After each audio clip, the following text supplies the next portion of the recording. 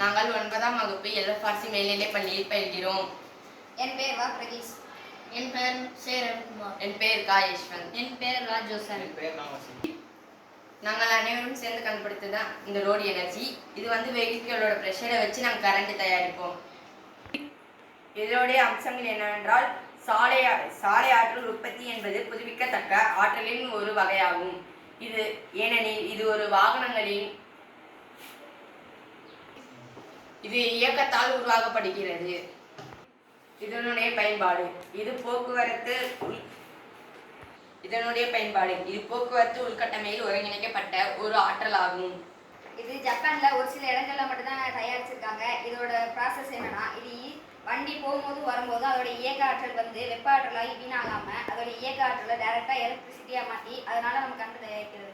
ஆக்சிடென்ட்டை தவிர்க்கிறது நம்ம கொஞ்சம் கம்மி பண்ணலாம்.